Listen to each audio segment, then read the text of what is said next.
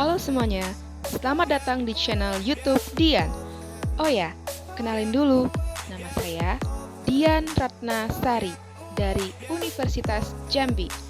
Kali ini saya akan menjelaskan video tutorial pembelajaran materi virus. Check this out.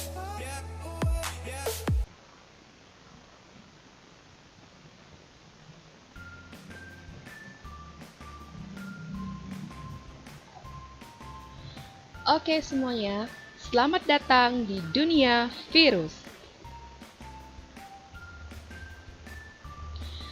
Well, pada slide pertama atau slide beranda ini, ada dua gambar virus yang belum diketahui jenis dan struktur virusnya. Oleh sebab itu, pada kesempatan kali ini, kita akan membahas tentang jenis, struktur, dan replikasi virus.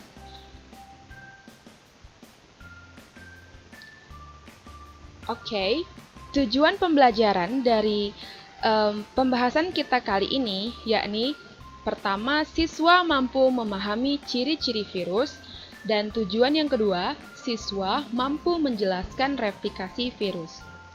Dan mari kita mulai materi yang pertama. Materi yang pertama membahas tentang ciri-ciri virus. Ciri virus yang pertama yakni virus sebagai parasit intraseluler obligat. Hal ini bermaksud bahwa virus hanya dapat menginfeksi sel inang atau sel host yang hidup, sedangkan virus tidak mampu menginfeksi atau tidak mampu melangsungkan kehidupannya tanpa adanya sel inang itu sendiri. Ciri yang kedua yakni virus bersifat mikroskopis, bahkan sangat mikroskopis. Hal ini dimaksudkan bahwa virus memiliki ukuran yang paling kecil dibandingkan kelompok taksonomi lainnya. Virus yang paling kecil memiliki ukuran diameter 20 nanometer dengan jumlah gen 4, lebih kecil dari ribosom, dan yang paling besar memiliki beberapa ratus gen. Virus yang paling besar dengan diameter 80 nanometer, seperti pada virus Ebola, juga tidak dapat dilihat dengan mikroskop cahaya, sehingga membutuhkan pengamatan pada mikroskop elektron. Oke, lanjut pada ciri virus yang ketiga, yakni nama virus berdasarkan asam nukleatnya. Nama virus tergantung dari asam nukleat yang menyusun genomnya. Genom merupakan materi atau partikel genetik pada tubuh virus, sehingga terdapat virus DNA atau virus RNA. Ciri virus yang keempat, yakni virus tidak memiliki organel. Virus hanya memiliki beberapa enzim untuk melakukan proses replikasi dan transkripsi dengan melakukan kombinasi dengan enzim sel host atau sel inang, misalkan pada virus herpes. Lalu, ciri yang berikutnya, virus memiliki kisaran inang. Dalam hal ini, setiap virus hanya dapat menginfeksi beberapa jenis inang tertentu. Jenis inang yang dapat diinfeksi oleh virus tersebut disebut dengan kisaran inang, yang menjadi penentuan tergantung pada evolusi dan pengenalan yang dilakukan virus tersebut. Nah, virus akan menginfeksi inang menggunakan sistem lock and key, sehingga tidak semua virus mampu menginfeksi semua jenis sel inang, dan satu virus akan spesifik menginfeksi satu jenis sel inang. Ciri yang berikutnya, virus dapat dikristalkan. Virus tidak dikategorikan sebagai sel karena hanya berisi partikel penginfeksi yang terdiri dari asam nukleat yang terbungkus di dalam lapisan pelindung yang berupa asam nukleat. Lalu, ciri virus yang terakhir atau yang ketujuh, genom virus beragam.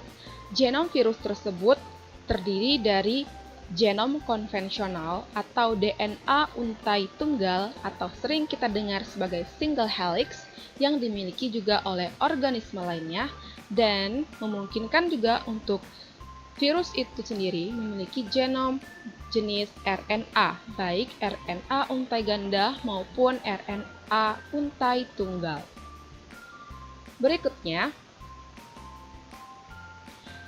mari kita lihat struktur virus dari contoh virus yang pertama, yakni bakteriofag, yang merupakan virus yang menginfeksi bakteri.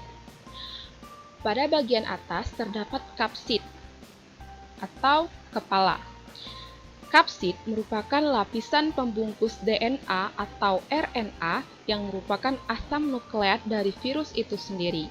Kapsid dapat berbentuk helix atau batang, misal pada virus mozaik, dan ada juga yang berbentuk polihedral pada adenovirus.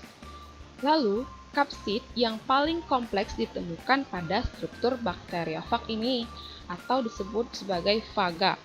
Faga atau bakteriofag ini pertama kali dipelajari mencakup 7 faga yang menginfeksi bakteri Escherichia coli. Berikutnya, struktur asam nukleat atau DNA, karena bakteriofag ini memiliki asam nukleat jenis DNA. Berikutnya bagian leher dan selubung, serta terdapat plat dan spikes guna menancapkan tubuh virus pada sel membran pada sel inangnya nantinya, sehingga mampu mempenetrasikan asam nukleat atau DNA-nya tadi pada tubuh atau sel hostnya. Berikutnya, nah, ini dia yang kita tunggu-tunggu. Salah satu gambar yang terdapat pada slide beranda tadi, struktur virus SARS-CoV atau Severe Acute Respiratory Syndrome Coronavirus. Nah, saat ini Indonesia dan semua negara yang ada di dunia sedang dilanda kasus virus corona atau virus SARS-CoV-2. Nah, struktur utama dari virus SARS-CoV ini seperti kita lihat pada slide, berbentuk fokus atau bulat dan terdiri dari beberapa lapisan utama. Yang pertama, terdapat membran glikoprotein atau disingkat dengan istilah M.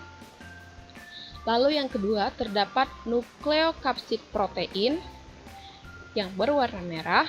Lalu ada spike protein yang berguna sebagai attachment pada saat virus SARS-CoV ini akan menginfeksi atau mempenetrasikan asam nukleatnya pada sel inangnya, sehingga dia membutuhkan protein untuk attachment-nya atau untuk penempelan.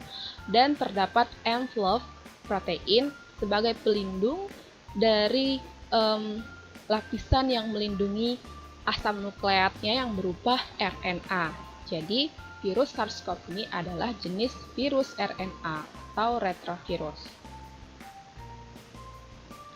Baik, berikutnya kita akan mempelajari tentang replikasi virus, yakni proses reproduksi atau kelangsungan hidup dari virus itu sendiri. Replikasi virus yakni terjadi melalui dua jenis siklus. Nah, siklus yang pertama yaitu siklus litik, di mana siklus litik atau siklus lisis adalah siklus reproduksi atau replikasi genom virus yang pada akhirnya menyebabkan kematian pada sel inang.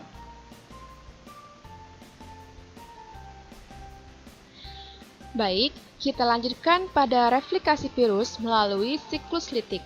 Berikut merupakan bagan mengenai siklus litik itu sendiri. Fase yang pertama yakni fase adsorpsi atau fase penempelan, di mana pada tahap ini virus akan menempel pada sel inang dengan ikatan khusus antara kapsid protein virus dengan reseptor pada permukaan sel inang. Ikatan khusus ini membuat virus hanya dapat menempel pada inang tertentu. Apabila tidak cocok, maka virus tidak dapat menempel. Misalnya, virus HIV hanya dapat menempel pada tipe leukosit tertentu, terutama CD4+. Pada kasus bakteriofag, virus mulai mengeluarkan enzim yang disebut sebagai lisozim yang digunakan untuk melubangi sel inang. Selanjutnya, pada fase yang kedua atau fase injeksi, virus mulai memasukkan DNA atau RNA yang terkandung di dalamnya, sedangkan selubung protein dari asam nukleat yang disebut sebagai kapsid tetap berada di luar sel. Setelah semua sel genetik berhasil masuk ke dalam sel inang, maka kapsid akan terlepas dari sel karena sudah tidak berguna lagi bagi virus tersebut. Tahap ini menurut beberapa referensi sering dibedakan menjadi dua, yakni penetrasi dan pelepasan. Penetrasi adalah tahap di mana virus akan berusaha untuk melubangi membran sel inang dan dinding sel jika terdapat dinding sel. Lalu akan menggunakan enzim seperti lisozim pada bakteriofag. Dan fase pelepasan adalah tahap di mana virus melepaskan sepenuhnya DNA atau RNA dari kapsidnya agar dapat menginfeksi inang. Berikutnya, pada fase eklifase sebagai fase yang ketiga, yakni virus yang tadinya telah berhasil menginjeksi asam nukleat seperti pada bakteriofag dan telah menghasilkan enzim yang kemudian akan dikodekan dalam genomnya pada fase eklifase ini yang berguna untuk menghentikan sintesis molekul protein pada bakteri ataupun molekul RNA serta DNA bakteri. Nah, pada fase yang keempat atau fase sintesis yang berarti pembentukan, di mana di sini akan terjadi proses pembentukan protein dan asam nukleat virus dengan memberhentikan proses metabolisme pada sel inang atau sel host, yakni bakteri tadi. Dan kemudian virus akan mengambil alih semua proses metabolisme sel bakteri itu. Sehingga proses atau metabolisme yang ada pada bakteri akan bercampur atau menjadi satu dengan virus. Nah, pada fase yang kelima atau fase replikasi, DNA dan RNA dari sel inang tadi digunakan untuk menggandakan asam nukleat virus yang berupa DNA atau RNA sebanyak mungkin. Nah, selain itu, virus akan menggunakan protein yang terdapat pada sel bakteri sebagai sel inang untuk kemudian digunakan untuk menggandakan kapsidnya. Lalu, pada fase yang keenam atau fase perakitan, nah, pada tahap ini, virus akan membentuk tubuh mereka. Pada tahap ini pula, kapsid yang telah terbentuk tadi pada tahap sintesis, kemudian direplikasikan tadi, akan mulai diisi dengan asam nukleat yang telah terreplikasi tadi menjadi suatu virus yang utuh. Lalu, setelah terbentuk, struktur tubuh yang sempurna disertai dengan asam nukleat dan kapsid yang sudah komplit, maka akan memasuki fase yang ketujuh atau fase lisis sebagai fase terakhir pada siklus lisis. Nah, pada fase lisis ini, semua virus yang sudah terbentuk secara sempurna tadi akan mengeluarkan enzim lisozim untuk menghancurkan sel inang yang kemudian diikuti dengan pelepasan virus-virus baru. Virus-virus baru yang dilepaskan pada satu kali siklus berkisar antara 100 hingga 200 virus. Virus baru ini kemudian akan mencari sel lain untuk kemudian melanjutkan daur hidup mereka. Itulah contoh siklus lisis pada bakteriofag.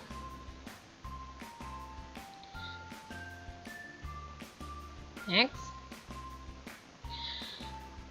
untuk memahami lebih lanjut mengenai replikasi virus pada siklus lisis, kita akan melihat video dari link YouTube berikut.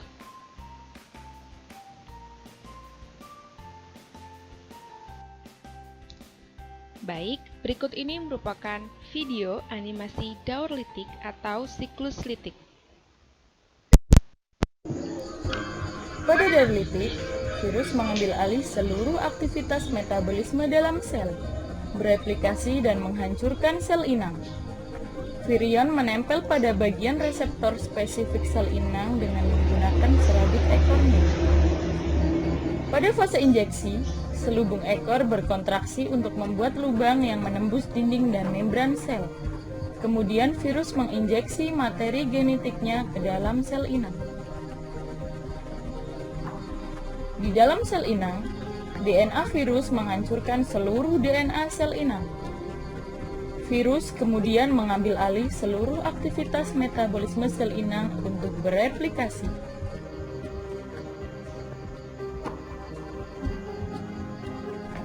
Hasil sintetis berupa asam nukleat dan protein dirakit menjadi partikel-partikel virus yang lengkap sehingga terbentuk virion-virion baru. Virus baru menghasilkan lisosom, yaitu enzim perusak dinding sel inang. Sel inang kemudian pecah dan menyebarkan 100 hingga 200 virus baru. Setiap virus baru tersebut dapat memulai siklus baru dengan menempel pada sel-sel terdekat.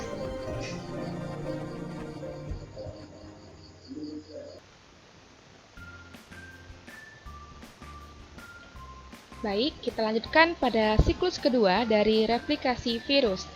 Siklus kedua yaitu siklus lisogenik merupakan siklus replikasi genom virus tanpa menghancurkan sel inang. Dengan kata lain, faga berintegrasi ke dalam kromosom bakteri. Integrasi ini disebut dengan profaga atau profage.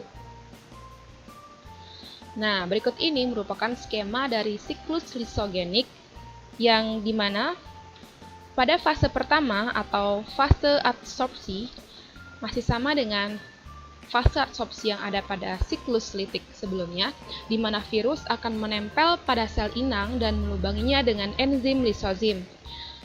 Tahapan kedua atau fase injeksi, di mana virus mulai memasukkan asam nukleat ke dalam sel inang dan melepaskan kapsid yang sudah tidak digunakan. Selanjutnya tahapan penggabungan sebagai fase yang ketiga. Virus akan memutus ikatan asam nukleat yang dimiliki sel inang dan masuk ke dalamnya untuk menghubungkan rantai itu lagi. Jadi, pada tahapan ini, virus tidak mengambil alih asam nukleat sel inang, melainkan membaur untuk membentuk satu kesatuan yang disebut dengan profage. Tahapan yang keempat, yakni fase pembelahan. Pada tahapan ini, asam nukleat virus yang telah bergabung dengan DNA sel inang menjadi profage. Profage hanya akan bereplikasi ketika asam nukleat sel inang bersintesis dan melakukan pembelahan.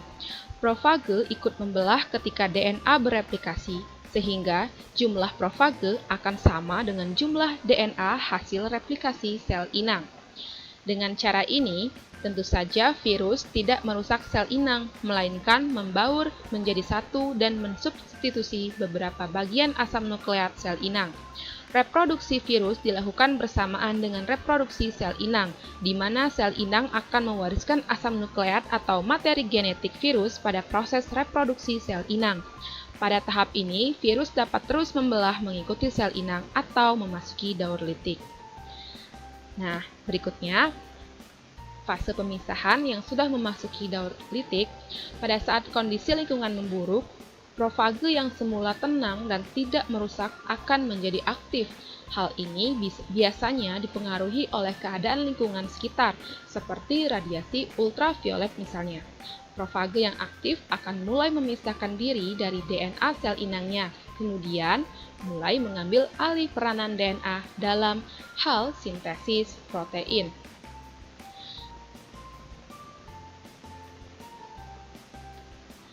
Berikutnya merupakan fase eklifase. Pada tahap ini, DNA sel inang dihidrolisis dan dikendalikan oleh materi genetik virus untuk membuat asam nukleat sebagai salinan genom dan protein komponen virus. Nah, berikutnya memasuki fase sintesis. Masih sama seperti fase sintesis pada daur litik, di mana pada daur lisogenik, DNA dan RNA dari sel inang kemudian digunakan untuk menggandakan asam nukleat virus sebanyak mungkin. Selain itu, virus akan menggunakan protein yang terdapat pada sel inang untuk kemudian digunakan untuk menggandakan kapsid yang terjadi pada fase replikasi atau fase yang ke-8. Nah, pada fase yang ke-9 atau fase perakitan, pada daur lisogenik, virus akan mulai merakit tubuh mereka. Selain itu, virus juga akan mulai memasukkan asam nukleat yang berupa DNA atau RNA ke dalam kapsid yang telah terbentuk. Setelah proses ini selesai, maka terbentuklah virus baru yang telah sempurna. Sehingga pada fase yang terakhir atau fase lisis, tahap ini daur lisogenik terjadi secara sempurna, di mana virus-virus mulai dibebaskan dari sel inangnya secara eksplosif dengan menggunakan enzim lisozim yang digunakan untuk menghancurkan sel inang.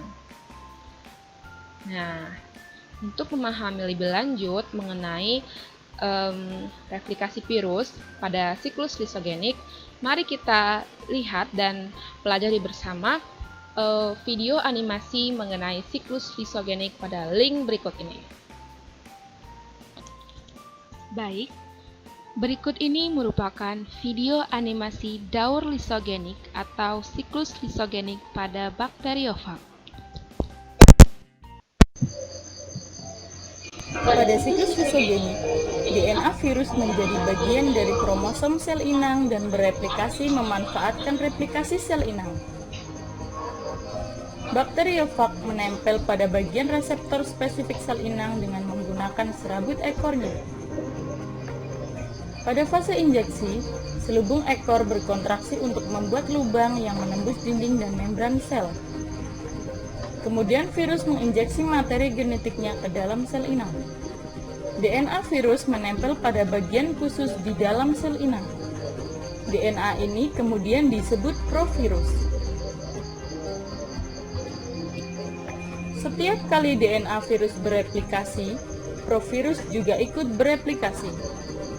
Pada setiap sel membelang, provirus juga akan terbagi pada setiap sel anakan. Setiap saat, provirus bisa meninggalkan kromosom sel inang dan memasuki siklus lipid. Saat hal ini terjadi, seluruh DNA sel akan hancur dan bagian virus akan terbentuk dan tersusun.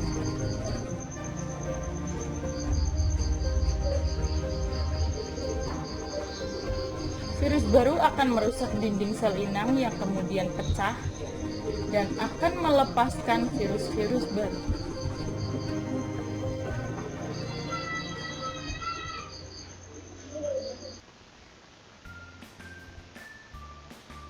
Nah, setelah membahas dan mempelajari tentang jenis, struktur, dan replikasi virus sebelumnya, berikut merupakan soal-soal latihan terkait virus. Soal yang pertama, jelaskan 5 ciri-ciri dari virus. Soal yang kedua, apakah yang dimaksud dengan genom? Dan yang terakhir, penamaan virus berdasarkan asam nukleat yang dikandungnya, sehingga ada yang dikelompokkan menjadi virus RNA dan virus DNA. Berikan 3 contoh dari masing-masing kelompok tersebut. Baik, selamat mengerjakan semuanya. Dan terima kasih telah mengikuti pembelajaran online kita hari ini, dan semoga bermanfaat untuk kita semua. See you!